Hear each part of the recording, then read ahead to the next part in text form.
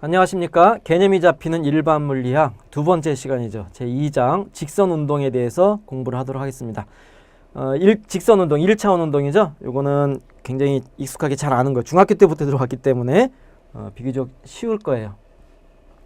자, 첫 번째는 운동인데 모든 물리에서 운동을 먼저 다뤄요. 그 얘기는 뭐냐면 우리가 자연을, 물리는 자연현상을 보는 건데 변하지 않는 것은 사실은 그 존재 자체를 인식하기가 어렵죠. 뭔가 변할 때 변했다? 뭐가 변했냐? 그렇게 되는 거잖아요.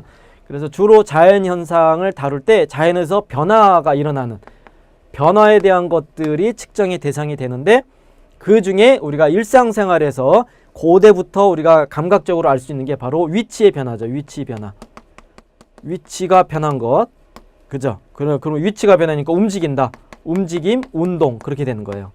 그래서 이 운동이라는 것이 모든 변화의 가장 기본이다 하는 거예요. 그러면 커다란 물체가 움직일 수도 있고 눈에 보이지 않는 작은 알갱이들이 움직일 수도 있고 모든 것들이 다 움직이게 돼요. 그러한 움직임 중에서 가장 간단한 것이 직선 운동이 되죠. 이 직선 방향으로 똑바로 가는 거죠. 예. 근데 똑바로 가는 것은 한쪽으로만 갈 수도 있지만은 일직선에서 갔다가 그 일직선에서 돌아올 수도 있어요. 그러니까 왔다 갔다 할 수도 있는 건데, 어쨌건 여기서는 가장 간단한 직선 운동에 대해서만 얘기를 할 거고요. 이렇게 운동을 우리가 먼저 기술해야 돼요. 그러니까 사실은 운동을 기술한다.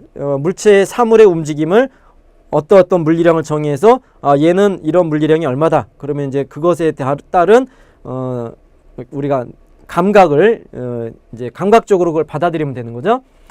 그런데 이제 그렇게 운동 자체에 대한 것을 우리가 공부를 할 거고요. 그리고 운동이 변화되는 것, 빠르기가 변화되는 것에 대한 것을 할 거고, 운동 자체에 대한 것이 이제 1장의 주된 주제고, 왜 그렇게 움직이느냐, 왜 얘는 직선 방향으로만 움직이느냐, 왜에 대해서, 원인에 대해서는 몰라요. 그러니까 모르는 게 아니라 이거는 나중에 그 힘에 관한 것을 운동 법칙으로 그때 나중에 다루게 됩니다. 그래서 지금 운동 자체에 대한 것만 할 거고, 그 다음에 이제 움직인다 그럴 때 움직이는 사물의 대상은 굉장히 다양하죠. 크기가 커다란 물체가 움직인다, 아니면 바퀴가 굴러간다, 아니면 벽돌이 미끄러진다 하는 식으로, 그럴 때 굴러가는 것하고 미끄러지는 것하고 또는 바퀴가 그냥 미끄러진다, 이런 경우가 다 달라요. 그래서 굉장히 복잡한 얘기를 해야 되는데 가장 간단한 것은 이런 구조가 없는 거예요. 그래서 점입자, 그죠? 바퀴가 이렇게 미끄러지는 경우에도 모든 점들이 다 똑같이 움직이는 것. 그래서 입자 하나가 움직이거나 아니면 입자처럼 움직이는 것. 입자처럼 움직인다는 얘기는 이 물체를 구성하고 있는 모든 점들이 다 같은 방식으로 움직이는 거예요. 그러니까 얘가 오른쪽이면 얘도 오른쪽, 속도도 똑같이. 그래서 완벽하게 모양이 그대로 유지되면서 미끄러지는 것처럼. 그래서 그러한 순수한 병진 운동에 대해서만 얘기를 할 거예요. 그러니까 병진 운동이 이 물체의 병진 운동이다. 그것은 그냥 입자의 운동으로 보면 돼요. 그죠? 가장 간단한 것만 볼 건데, 자, 그래서 이제 본격적으로 얘기를 하면은 그 사물이 움직인다. 움직이는 것을 정의하려면 뭐가 변했느냐, 그죠? 그 사물의 위치를 먼저 정의해야 되죠. 그래서 위치를 정하고 위치의 변화를 정의하게 돼요. 그럴 때 위치는 기준점, 원점을 먼저 정의해야 돼요. 원점. 그러니까 이제 이것이 수학적으로는 좌표계가 되겠죠. 좌표의 원점을 정하는 거예요. 또는 물리적으로는 관찰자의 이 관점을 정하는 것이 돼요. 그래서 기준점, 원점에 대해서 그 상대적인 위치, 그러니까 원점이 정해지면 그것으로부터 위치, 물체의 위치를 표시할 수 있다가 되는데, 원점이 있을 때 일반적으로 이 직선으로 이렇게 표시를 하면 1차원이죠. 1차원 직선. 그러면 여기다가 각각의 점에 모든 숫자들을 대입을 할 수가 있죠. 수직선, 그죠? 이러한 수직선을 우리가 수학에서 알고 있죠.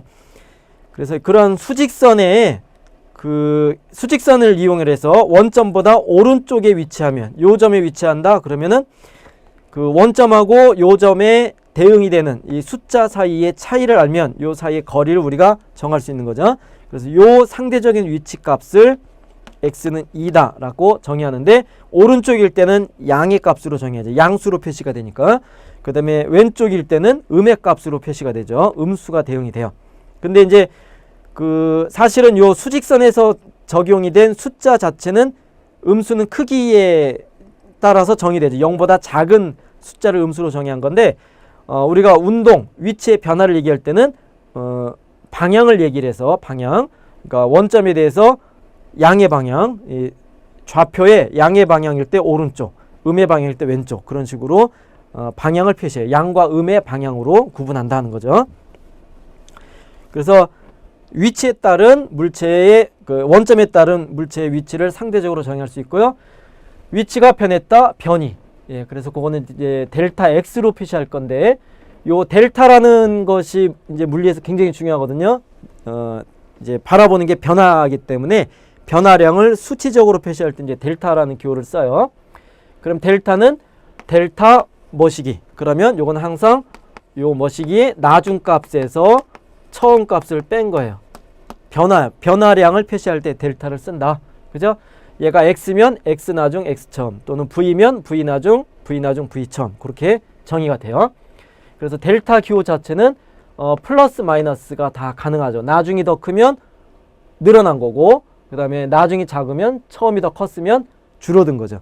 이게 크기로 따지면 플러스 마이너스가 늘어났다 줄어들었다인데, 이제 방향으로 따지면, 지금 움직이는 건 방향이에요. 그래서 방향으로 따지면 양의 방향이다, 음의 방향이다, 그렇게 방향을 표시할 수 있죠. 그래서 변이의 정의, 델타의 기호의 약속을 정확하게 알아야 되고, 이 변이의 크기는 처음과 나중 사이의 거리, 직선의 거리가 되는 거고요. 그 다음에 방향이 이제 부호를 가지고 델타 x가 양수다, 그럼 오른쪽이다, 그죠? 델타 x가 음수다, 그러면은 수직선상에서 왼쪽이다. 그렇게 방향을 우리가 알 수 있다는 거예요. 자, 그래서 위치가 이렇게 변했다 하는 건데, 이 위치의 변화가 얼마나 빨리 변하느냐, 빠르기죠, 빠르기. 빠르기는 두 가지로 정의할 수가 있어요. 사실은 이제 변이에 대응하는 것이, 변이는 처음과 나중 사이의 위치의 차이만인데 그 이동 거리를 따로 정의할 수가 있죠. 그죠? 그래서 변이와 이동 거리가 있기 때문에 그에 대응하는 속도와 속력이 정의가 되는데요. 이동 거리는 따로 얘기를 안 했는데, 그러니까 지금 얘가 x1이고 얘가 x2다. 그러면 변이를 생각하면 처음하고 나중에 요 직선 거리가 변이가 되죠. 델타 x. 그런데 실제로 이동을 술 취한 아저씨가 밤새 그냥 가로등을 사이에 두고 왔다 갔다 하면서 집에 가려고 밤새 걸었어요. 걸었는데 처음에 출발해서 눈 떠보니까 x2에 와 있다. 그러면 이런 경우에 변이는 똑같죠. x1하고 x2까지. 그죠? 그래서 변이는 같은데 실제로 이동한 거리는 굉장히 길게 되죠. 그래서 이동 거리하고 변이가 전혀 달라요. 근데 사실 그럼 우리가 운동을 하려면 이동 거리를 정확하게 알아야 되죠. 매 순간순간의 이동이 이동 거리에 다 들어있으니까. 근데 이거는 술 취한 아저씨가 밤새 왔다 갔다 하면 아무도 모르죠. 누가 눈 떠가지고 지속적으로 관찰하지 않는 이상은. 그래서 모든 거리를 다 측정하는 건 굉장히 불편하고요. 근데 처음에 하고 나중, 그러면 모든 순간을 다 알 필요가 없고 처음과 나중만 알면 되니까 그게 이제 변이. 그렇게 해서 변이가 조금 더 쉬운 개념이 돼요. 좀 다르지만. 자, 그랬을 때 빠르기는 변이에 가는 것은 속도고 거리에 가는 것이 속력이 되는데, 먼저 평균을 정의합니다. 평균 속도는 에버리지 또는 위에 바 이렇게도 표시하는데, 중요한 것은 정의죠. 정의는 전체 시간분의 전체 변이에요. 자, 우리가 알고 있는 평균 그러면 둘을 나눠서, 그죠? 이게 속도의 평균 그럼 v1 더하기 v2에 둘 더해서 나누는 것, 이게 평균으로 우리가 생각을 하는데, 요것도 평균이 될 경우가 있어요. 근데 더 보편적인 평균은 요 전체분의 전체 나누기예요. 평균이라는 것은 전체분의 전체 나누기예요. 근데 이제 요것이 이렇게 될 때는 이 변화가 어떤 일정한 성질을 갖고 변할 때는 이렇게 더하기로 바뀌어요. 균일성이 있으면 이렇게 바뀌는데, 그렇지 않을 때는 무조건 전체분의 전체 나누기다 하는 거예요.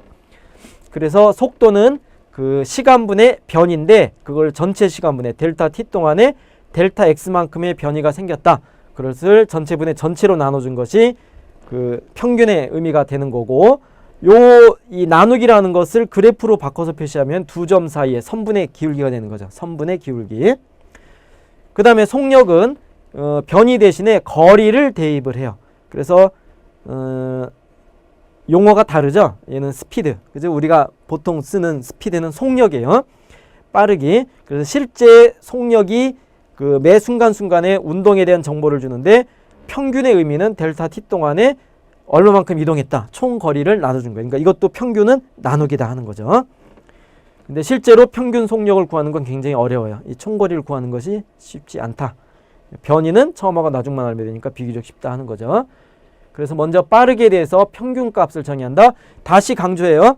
평균이라는 것은 전체 나누기, 전체분의 전체 나누기예요. 요거는 꼭 속도하고 속력만에 관한 것이 아니라 모든 물리량의 변하는 물리량에 대한 평균을 알고 싶다. 그러면 전체 변화의 전체분의 전체 그렇게 정의된다는 겁니다.